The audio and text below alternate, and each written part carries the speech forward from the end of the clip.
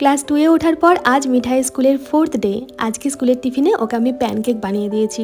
অন্যান্য সময় ওটস দিয়েই প্যানকেকটা বানিয়ে দিই মিষ্টি বা চিনি ছাড়া, কিন্তু আজকে ঘরে ওটস ছিল না, তাই ময়দা দিয়ে বানিয়ে দিয়েছি। ময়দা, ডিম, দুধ, কলা, চিনি, ভ্যানিলা এসেন্স আর কোকো পাউডার সব একসাথে মিক্সিং জারে ব্লেন্ড করে ছোট ছোট করে প্যানকেকগুলো বানিয়ে দিয়েছি।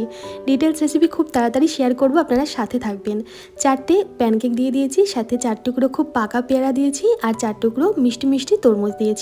আর যেহেতু বড় হচ্ছে আর গরমও ভীষণ পড়েছে, তাই বোতলটা একটু বড় করে দিয়েছি। 1 লিটারের বোতলে এখন জল দিচ্ছি।